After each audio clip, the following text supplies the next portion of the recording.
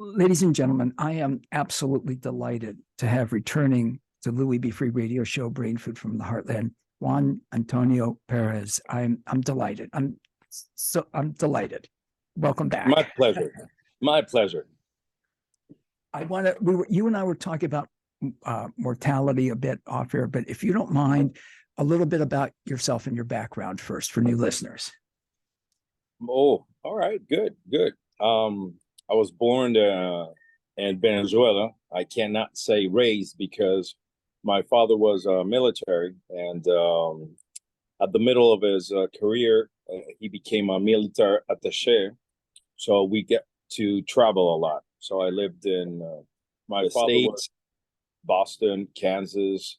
I lived in Belgium. I lived in Argentina, and around 7, 8 cities in Venezuela. So basically, I'm a globetrotter. Was in the military for 2 years. Still play basketball, soccer. I played for my country until I was 14, and then my talent stopped. And the other people that were with me, they got to be professional. So I still play. And one of the things that I noticed is that when I started to learn NLP with Dr. Richard Bandler, one of the things that we learn is that NLP is an attitude. And I noticed very early that thanks for my military and basketball training, that attitude is something that I had installed. So when you begin to learn NLP, the fundamental thing for me is that you learn skills. When you add skills in different orders, you create a strategy or a technique. So if you don't drill yourself on the skills, then nothing is going to work. Nothing is going to work. That's the first thing. And the second thing is that when you're working with somebody, they remain the same. Normally in psychology, psychiatry, coaching, normally the professional blames it on the client or the patient. You tell them, oh, you have to learn how to release that pain. You have to be along with the program. You're in negation. This is my favorite one. You have to learn how to vibrate, which is kind of weird. And then in NLP, one thing that I love is Dr. Bandler said, if the client remains the same, you look in the mirror and say, I fucked this. Let me try something new, something else again, until the client actually changes. So that's when the attitude comes in, because you have to be relentless when you're working with somebody, where you're training. What it doesn't matter where you're training or what is your work, because we should be goal-oriented people in which excuses are not acceptable. When you started something, Louis, maybe a course with a lot of people, it doesn't matter if it was college or even I don't know, a sculpture course. A lot of people normally along the way drop out. Mm-hmm. And you, as me, normally we find an obstacle. And the obstacle only means that we're not competent to resolve this. So we learn what we have to learn, and then it becomes easy and we move along. So when we were young, it was an obstacle to keep our fluids inside. That's why we had to use diapers. We learned that, and that we learned how to walk. Then it was an obstacle to tie your shoes, and suddenly it becomes easy. So once you start thinking about quitting, just remember that if you have quitted at tying your shoe, your mom or your dad will still be doing that, or a butler, I don't know. So that attitude for me is basically one of the main ingredients that makes a good NLP practitioner, because it doesn't matter if you're a practitioner, which is a licensed practitioner, licensed master practitioner, or a trainer, or a master trainer. We all have one thing in common. We all practice NLP. And that attitude is something that has to be from within. I love talking with you. And it's serious. It's wonderful. And when you hear that, you think about the things. When I think about the things with Dr. Bandler and others with neurolinguistic programming, it makes, forgive me for saying this, because it makes sense to me. I get it. And You're forgiven. Thank you. Well, who am I to say it makes sense to me? Of course, it makes sense to Of people course it does. around the world. But when you think about it, and some people are so immediately dismissive. Well, that won't work for me. Instead of looking, well, let's explore that. Let's try that. Exactly, because imagine you're a baby, you fell down 2 times, and you're like, no, this thing of walking is not fucking for me. So I'm gonna, hey, mommy, carry me. Everybody carry me. Yeah, I quit. I quit. Let me do my adult disclaimer for a second. It's The okay. Louis B. Go ahead. Radio Show, Brain Food from the Heartland, is an adult-oriented show intended for and only for a mature adult audience. Listener discretion is strongly advised. In other words, folks, if you can't hang, drop off now. I need to do that. Yeah, bye-bye. For listeners, you're waving goodbye. Mortality. You and I were talking about mortality before we went on. Yeah. Because one thing that happens is that I worked at, and like we talked in the last time, I worked in a hospital in my country, which it's a kind of like a weird story because I was doing a seminar and stage kind of seminar. I was talking to people and doing demonstrations with the people of the audience. So I put them on stage and do some change work on them. So at the end, a lady approaches me and says, I want you to work for me. I was like, no, thank you. I quit my job. Actually, I was the owner of my small company. So I'm going to start this NLP business. I remember I said NLP business. And she's like, no, you don't understand. It's like, all right, I understand. Explain me, please. And she's like, I'm a director of a medical hospital, a government hospital. And I would love if you work for us for a period of time.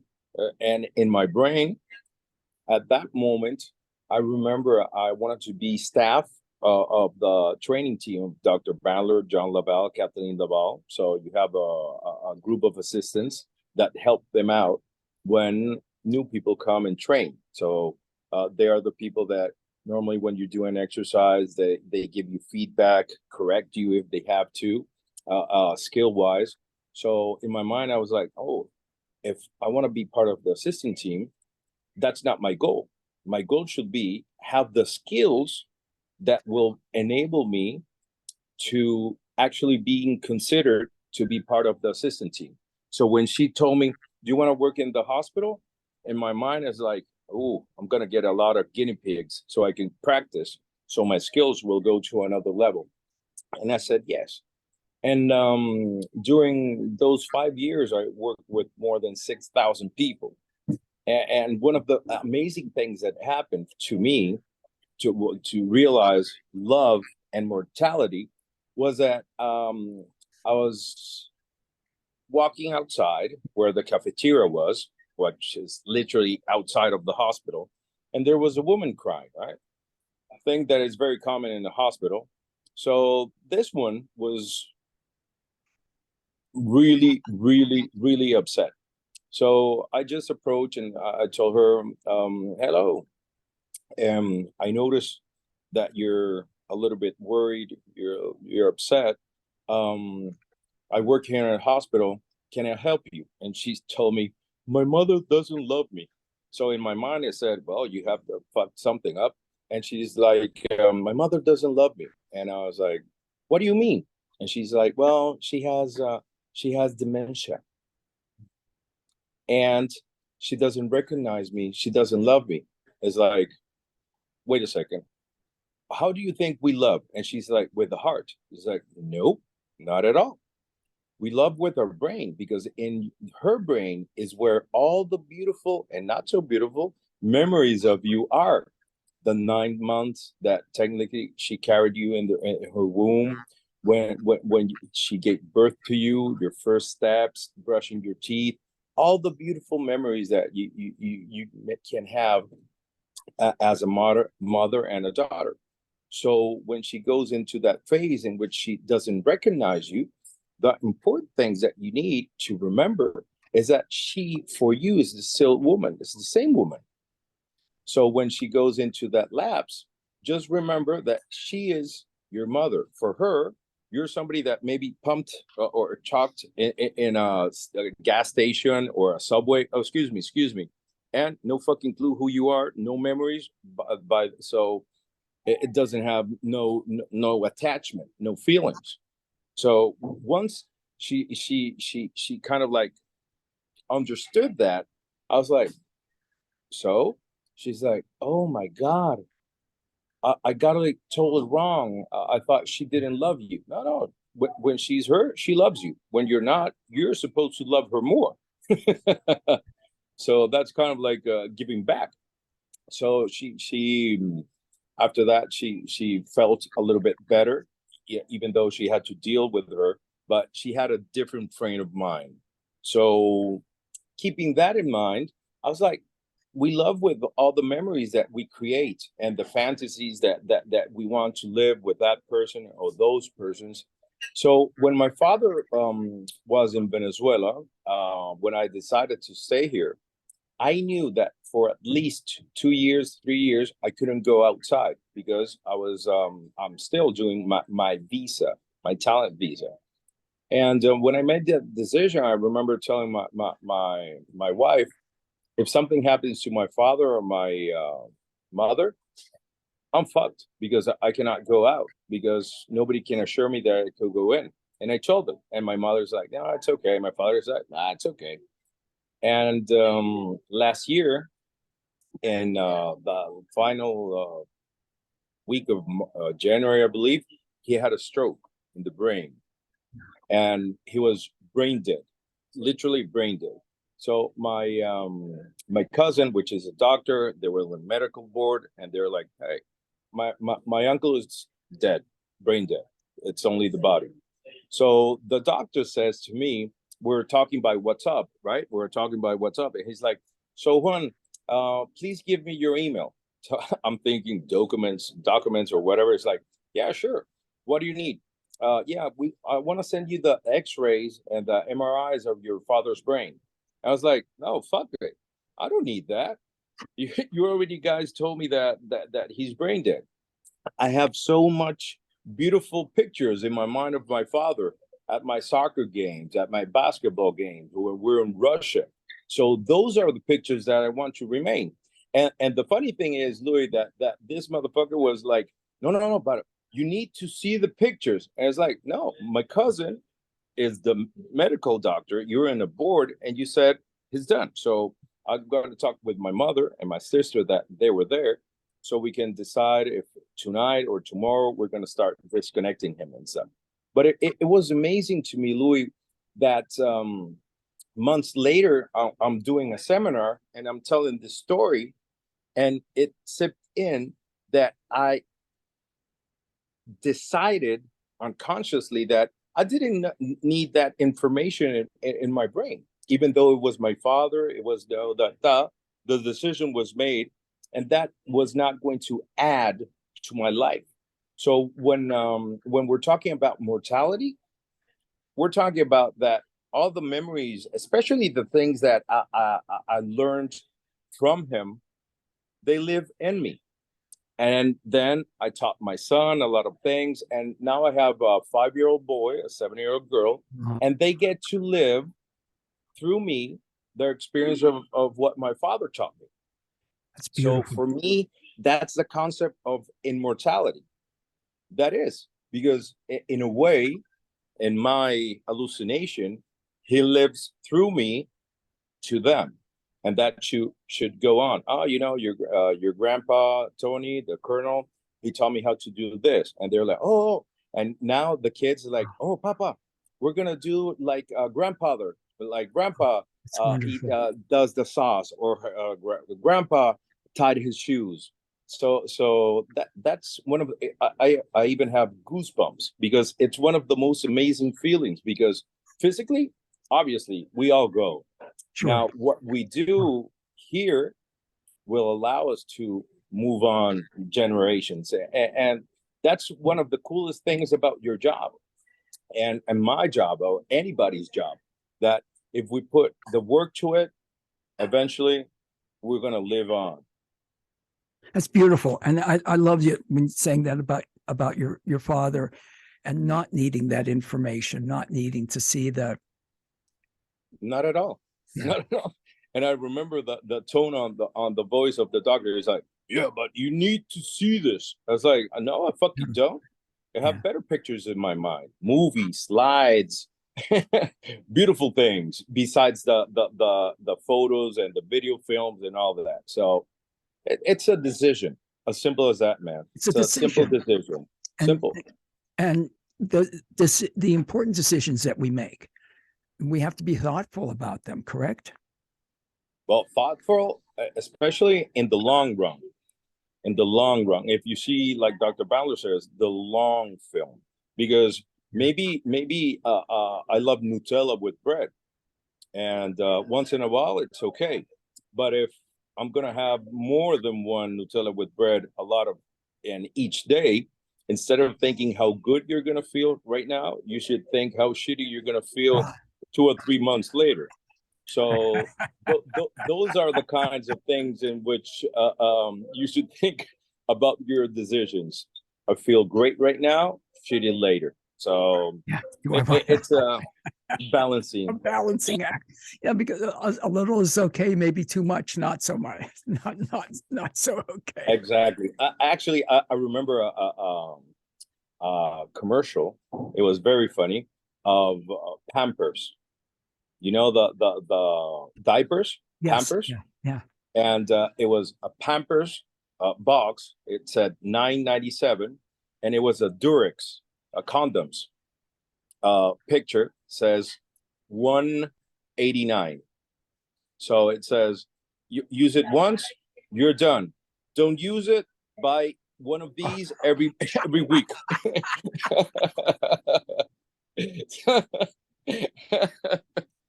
Yeah. Think about immediate pleasure and long-term pain. Long-term pain. Knowing when you're saying that about your kids and the impact that your father made on your life, yeah, it's interesting how young people, the memories of that. I mean, I'm even thinking some memories going back to my parents, but remembering that and how strong those memories are. And your kids will have that. Of course, also. Yeah. Yeah. And I make sure that where it comes from, because that's like giving homage to the knowledge in my mind. When you in doing the seminars and doing the trainings in Florida now with Dr. Bandler and others, what's that like for you? It's awesome because this is the mecca of NLP. Yeah. Being part of this experience is like the Olympics for an athlete. So this is the highest level that you can actually think of when you're thinking about what we do as practitioners of NLP. This is the best of the best. So if you saw the latest movie of Top Gun, well, this is Top Gun. Simple as that. So being here is just such an enriching opportunity to first of all keep learning.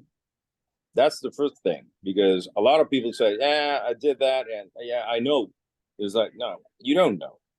You understood. That's a totally different thing, because you even now with this online shit going on, people's like, yeah, I understand. Yeah, you can understand how to do, like John Laval says, brain surgery, but you're going to learn when you actually have to open a scalp and remove a tumor. So for all the people that like to understand on YouTube, let me tell you something. Understanding is one thing. Learning is when you actually go into the world and do it, and then you enhance your skills. So when we're here, it's a process, a beautiful process of relearning, re-understanding, and enhancing your skills. And besides that, Louis, remember that NLP, it's a technology. So now what Dr. Bandler used to do 30 years ago, today a lot of them are obsolete because they have evolutionized into something that is better, quicker, even more powerful. So he has optimized that technology, just like an old TV. Remember those TVs that, hey, please change the channel. Yeah, I remember. Now you have I remember. 8K. I remember. Yeah, me too. And now you have 8K. Even in your couch, they're going to put some water, something. So you're in the watching Avatar, and she's going to splash. I don't know, but the experience is going to be more. More So realistic. yeah, I, it's amazing. It's amazing, and a lot of people will think that when you say this is the mecca, this is the best, is the best. Tell me, I'll tell you, it is, because the results that my colleagues get when they're training, when they're working one-on-one, not many people in the world get that, and that tells you about the level. So a lot of people practice sports. I still practice basketball and soccer, but how many people have the level to represent a country? How many people have the level to be professionals? And being here at Orlando is such an amazing feeling, because it's not that you're here. No, it's a commitment that makes you work even harder, even work more on your skills, even give more to the students, because what we want is the level to remain as high as possible. We want to raise the bar. So when somebody says, no, I did a course of NLP. Yeah, sure. There's somebody that stutters. What? Yeah. Help them. What? What do you mean? Well, if you practice your skills, you should be able to do that. But exactly. Go and learn where you can actually learn real, pure NLP, and especially updated, like your phone. Update your software, update the technology that John, Kathleen Laval, and Dr. Bandler teaches. that's wonderful. When you're saying that, I know that I read Dr. Bandler, the patterns for problem solving, an updated one and I loved, and I just spoke with Dr. Bandler on Monday, and I love how the book was laid out, because he's got the original, I think from 1972, I believe, and then the new 5. Thank you. Sorry, my recall was inaccurate. Sorry about that. That's okay. And thanks for giving me the clue and not saying it. You held up. Oh, I told somebody to stop. They were going to talk to me, and I did like this. Thanks. You cover for it. I appreciate it. It's interesting with the book, because you're reading that, and now what they added, he had one in regular type and then bold type for the newer, and I love that about you, certainly about Dr. Bandler, always wanting to learn, always wanting to learn new things, new techniques, make it better, as opposed to being stagnant. Well, a know-it-all. I know it. I don't. You don't. None of us do. Not at all. And the more you think you know, the more there is to learn. Yeah. and especially something, Louis, that for me personally is very important. You have to be out there. You have to be out there. You have to be out there and practice, because if you consider NLP a sport, technically it is, because in a sport, if you take, for example, I don't know, tell me a sport that you like. Rugby. All right, good. Let's take rugby. So in order to catch the ball and to throw it backwards, right, while you're running, first of all, I know a lot of athletes that don't know how to fucking run. Running is actually something that you need to learn. You need to learn. A lot of people don't put their body a little bit towards the ground so they can use more gravity. A lot of them don't go over their tiptoes. A lot of them don't use long jumps in between legs. So if you don't know how to actually run with the body that you have with a good technique, now you're not becoming the athlete you should be. Two, you have to work eye-hands coordination. Three, then it comes the technique of how you throw it. So a simple thing like grabbing a rugby ball, start running, see a teammate and pass it. When you chop that down, you need at least 4 or 5 skills. But people that don't know the sport, they just pass. To make that pass, you have to work at 4 or 5 skills. That is the same when you're doing NLP, when you're practicing NLP. If somebody has a phobia, the phobia cure, right, is a composition of a lot of skills in certain order that gives you a result. So if you don't practice your skills, then you're not going to be very good at your sport. Make sense? Oh, it makes 100% sense. Yeah, Yeah. It makes 100%. You've got to. Yeah. So once you have that in mind, then you begin to have that obsession to actually work on every single detail. A lot of people get upset because of a word, and I don't know, words are just words.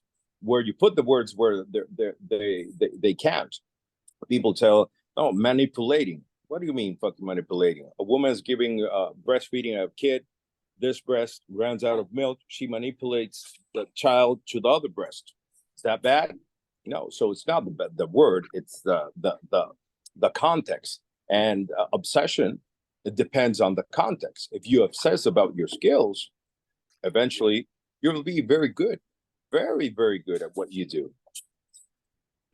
What do you find, Juan, most challenging with people, with the mindset? You know, if someone, the way I look, if someone is coming for help, assistance, or whatever, they should be, you think they'd be open-minded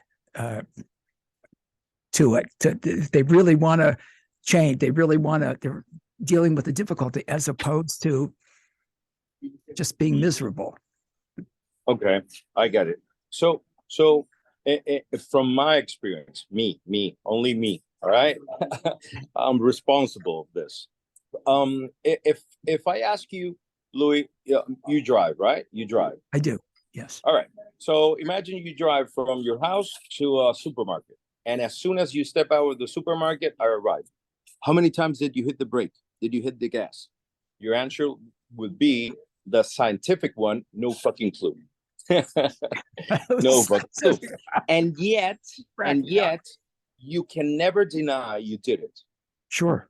So even though that consciously you were not aware, in the real world, you did it. Thank you to your unconscious mind, which is a lot of things that she does is save energy. So we create habits. So you do this one time, and then again. Okay, you're showing smoking, yeah, for listeners. And that cortical pathway of, say, smoking is building in your frontal lobes. And each time we repeat it, more neurons begin to form here until it has enough charge, until the brain says, all right, I don't need to be conscious about that. So it goes to somewhere else. So you see that person that learned how to smoke outside, talking to his lawyer outside. What do you mean the container was stopped by the police? So blah, blah, blah, blah, blah, blah, blah, blah, blah, blah, blah, blah. And you see that he smokes 6 cigars in 45 minutes in the call. When he comes in, you ask him, so you smoke? Yeah, I smoke. How many? I don't know, 1, 2. So first of all, our brain doesn't recognize what we consciously could say a bad habit, a good habit. Right? So driving, we can consider it a good habit. I mean, useful. Sure. Smoking is a bad habit, but for your brain, it's a fucking cortical pathway that runs in automatic.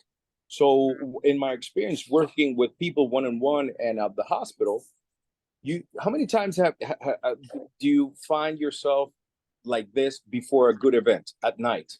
Or just sit, yeah, you're thinking about it. Exactly. So the way you're thinking about it in your brain most commonly is that the pictures that you're seeing, the movies or that they're passing boom, boom, boom. Quickly, And yeah. instead of saying to yourself, oh yeah, tomorrow I have to do this, you're talking to yourself like blah, blah, blah, blah, blah, blah. So you do that once, right? You do that once. And then maybe the after tomorrow, the event was canceled, so it runs for a little day. I don't know. I'm just thinking about Sure. something. Yeah. And you start doing the same thing. And then the third day, and then something payment, and you start thinking the same way. Blah, blah, blah, blah, blah, blah. And suddenly 2 weeks, 3 weeks later, you cannot sleep. And you go to a psychologist, and he tells you you're an insomniac. So if you figure it out, you didn't sleep like that before. Before you went to sleep, normally, even if you thought I have to pay bills, but in your mind, and also I have to pick up my grandmother. So your internal dialogue was slow, and the pictures that we're seeing in your face in your mind were like a projector on a clouds that they faded away in the distance. And that's how we normally go to sleep. So if you see people teach or think their ways or themselves into problems like anxiety, Yeah. depression, panic attacks, I don't know, a lot of things that I have worked with. So it all begins normally, you don't know why, or maybe you do, but the thing is that if you keep doing it, your brain's going to say, hey, I understand, now I can do it for you, your unconscious mind. So that's what a lot of my students that are psychologists, psychiatrists, when they go and do the practitioner, and suddenly they start to realize what are they doing in their brain or their strategy. Obviously everybody could have a claustrophobia. Imagine that you go into the elevator and suddenly the doors shrink, and now the ceiling shrinks, that touches a little bit your hair, and the side walls touch your shoulders, and suddenly and you're only in the second floor and you're going to the 40th. So now, even though that you're sitting here in your brain, the way you're thinking about that is like being in a coffin standing up. So obviously, I don't care if you got in the elevator stuck because the electricity failed, or there were a lot of people, you can breathe. The way you're thinking about it, your nervous system is going to react. So even though that you have the mindset when you go to a session and say, oh, I have this problem, the first thing is finding out what the fuck they're doing in their brain to notice what is the strategy that actually ends up with the name that people commonly say, panic attack, anxiety, depression, whatever. And then you change that through hypnosis, so the other mind doesn't do that and does something smarter. So that for me is the bigger problem, to notice that the people, even if they want to change, it's a habit, technically a cortical pathway that runs according to that situation, wild and automatic, like your brain. So it's relearning what they should be doing with us. And the breakthroughs have got to be fantastic when Oh yeah, aha yeah, moment, if you will. yeah, totally. Because normally to create, give or take, a new habit, it takes around 3 weeks. Normally, that's what's out there. But with hypnosis, you can change it in one session. It could be 10 minutes, 90 minutes, 45 minutes, depends on your skills. Depends on your skills. Tell us a little bit more about that, with the process of hypnosis and changing the habits.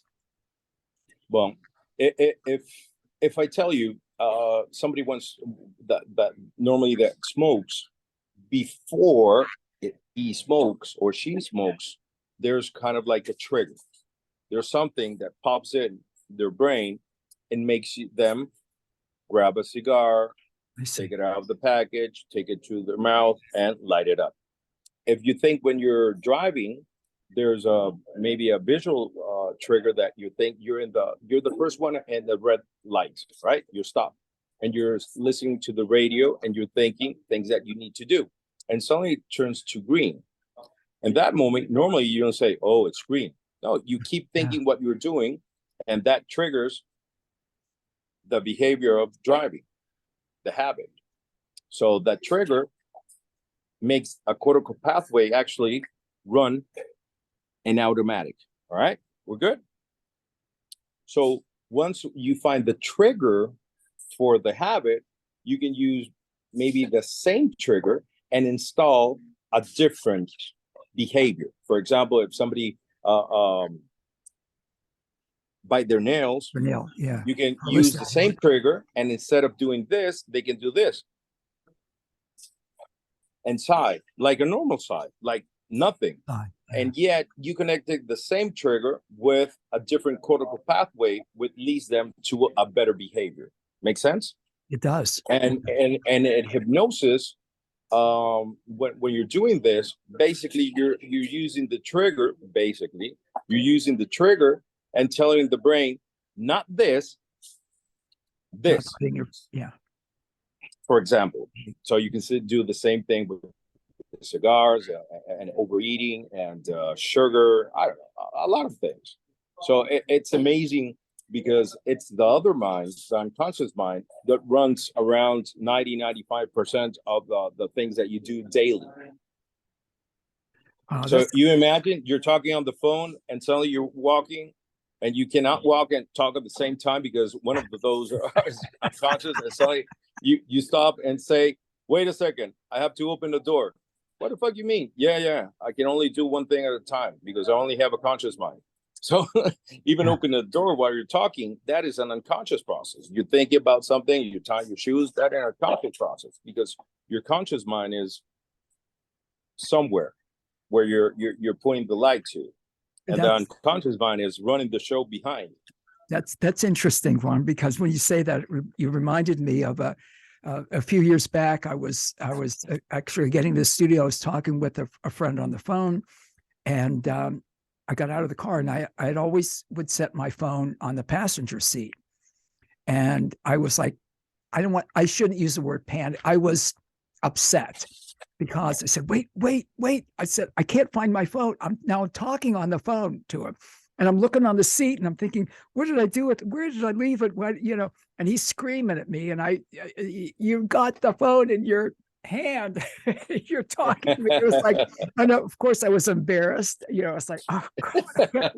But that was it. I was just, not conscious of the fact that I had the phone in my hand. It was just talking and then looking for it. I should be embarrassed to tell the story, but it's accurate. True. No, why would you be embarrassed of how your brain works? Stop. It's like, for example, I love to do my eggs with olive oil, right? Scrambled. And I put a little bit of pepper and Himalayan salt, the pink one. Yeah. So I remember, but I've been doing that, I don't know, for 20 years something. So I remember like 3 or 4 months ago, I was on the phone talking to my mother. And when I finished talking, I already made the eggs and they were served when I finished. And suddenly I was like, fuck, did I forget the salt and the pepper? And then I was like, why should I doubt my brain? I've been doing this for 20 years. Exactly. I ate the first taste. Perfect. Salt, pepper, everything good. You don't remember seasoning it because your brain was just doing it. Automatic. So for me, one of the coolest thing about my work is that if you keep in mind, there's nothing broken, but actually their brain is doing exactly what it was designed to do, which is to save energy.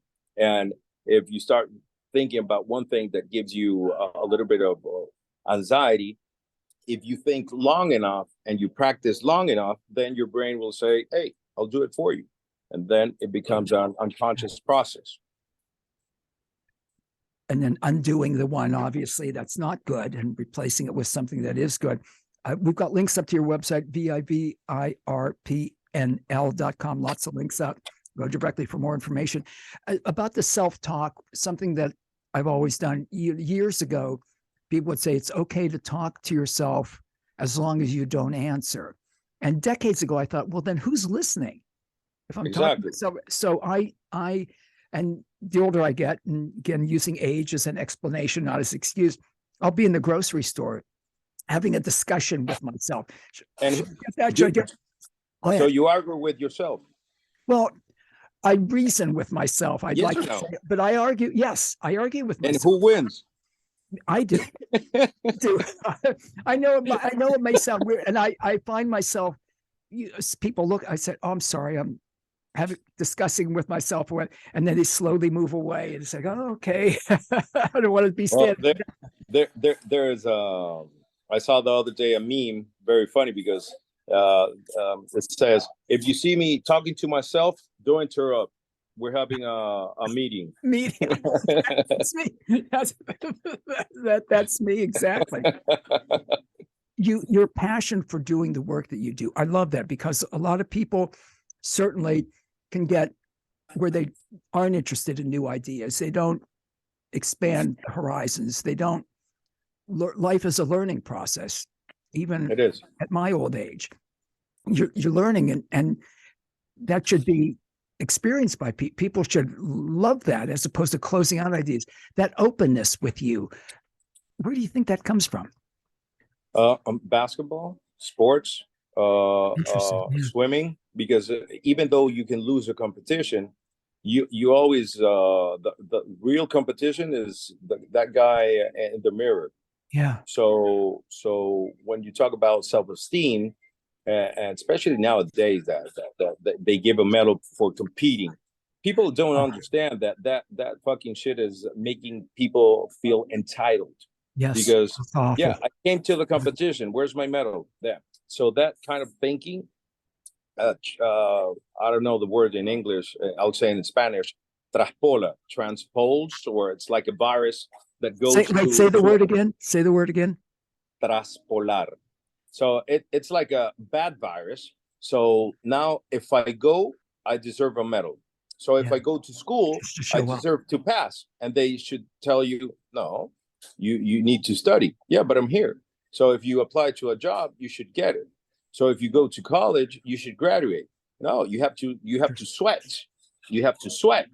And things that are earned actually are more sweet. So when I remember my kid that he cried in a competition. My first one was the one at 16. He cried in a competition. They were doing a race in school, 100 meters. And he was like with the ambulance, it's the last one. And and suddenly one of the teachers come with the medal. I was like, hey, no, yeah, take that away from him.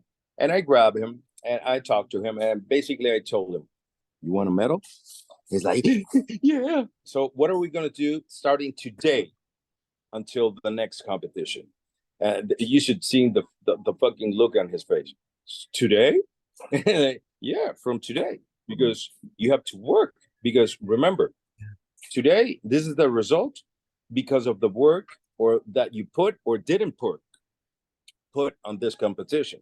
So what are we going to do now? So I trained with him after work every day. And then the second competition, he didn't arrive in the first three, but I got the timing of his last race. And I told him, last race, you did 47 seconds. And this one, you won to yourself by 43 seconds. So you won 3 seconds of your old self.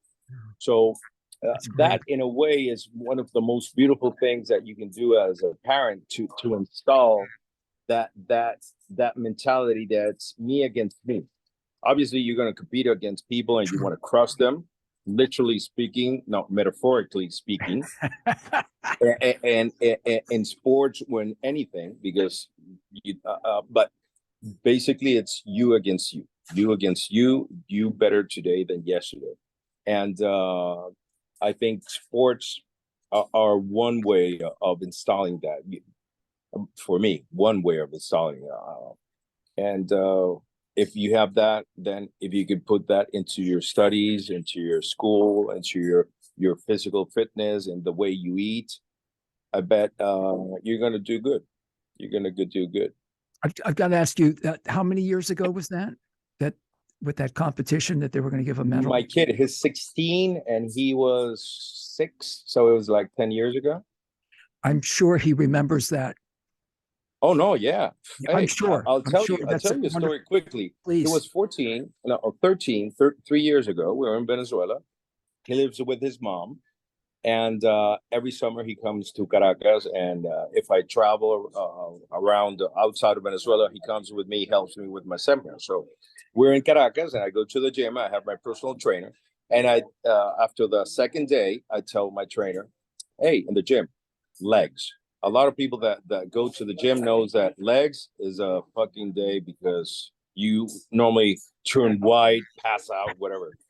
So he started doing legs with him because I'm doing another thing. I was not involved at all. And so he turns white. He lips white. And the trainer says, go to the bathroom, put water on you. So he goes to the bathroom and there's a bench inside the bathroom. So he's laying down and I tell my trainer, tell him if he wants to quit, it's okay. He can come tomorrow. So he goes and I'm listening, right? And he says, Juan Antonio, if you feel bad, you can come tomorrow. He's like, heck no.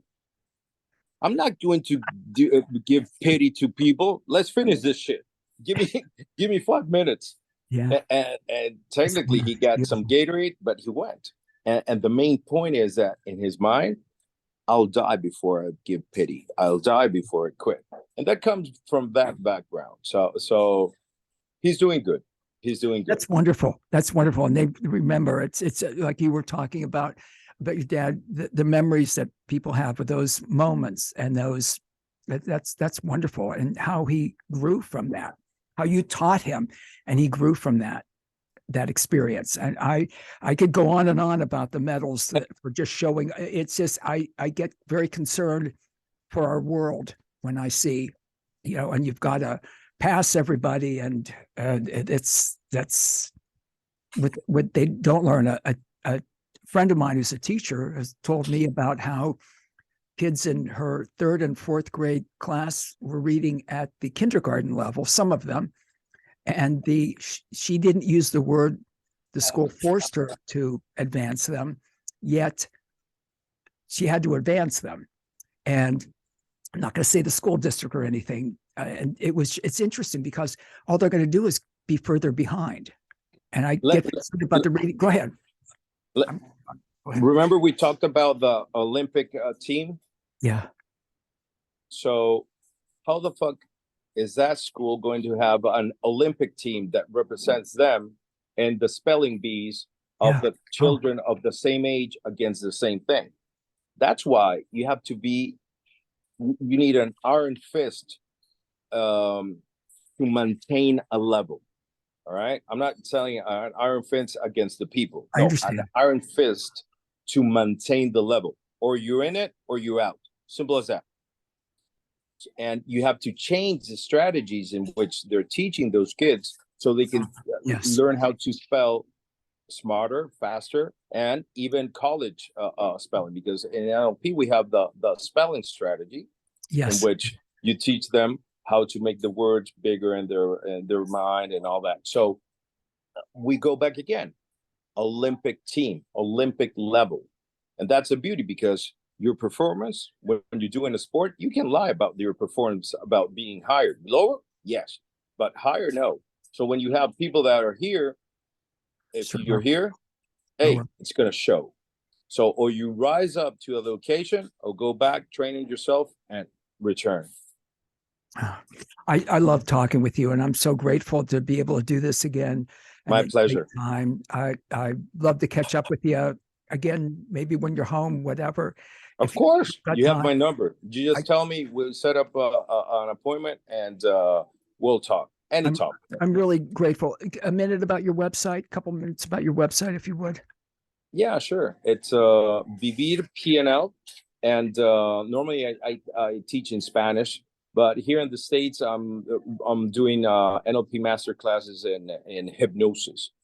So I'm running them at Orlando and Los Angeles Miami. So people that know NLP or hypnotherapist or hypnosis, when they go, we sharpen up their skills first of all, and then I share them a lot of the strategies that I have learned from Dr. Brownler, others that I modified a little bit depending on the person that I had, and so they have a new arsenal in their practice, so they can make a little bit more money. The more knowledge you have, the more money that you can make. Remember, a doctor spends like 9 years so they can operate appendicitis. They can do a brain, take out a brain tumor, but I don't know if they have the skills. So if they want to do more money, they study for 4 more years and learn how to operate in the brain. So now instead of getting 8,000 for appendicitis, they can get 45, 50,000. So the more skills you have, the more the market will pay for your practice. Oh, I love that. I have a blast with you.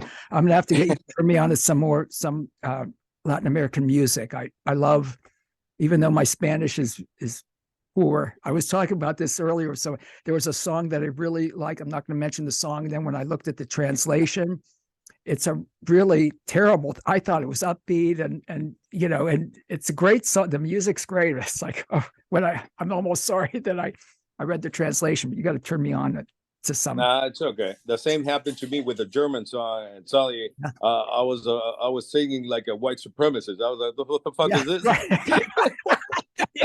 This is not me. This is not me. But you like but the music though. Yeah, but the music got me. I was like, I thought it was singing with kind of like a rock music. I don't know, The Sound of Music or something, you know, Austrian. And then you find out twice. I love your sense of humor. I love your energy too, your vibe. Thank you. Thank you so much. Let's do it again. Juan, of course. Pérez, of thank course. you. Amen. I thank you. I love this guy, and he imparts so much incredible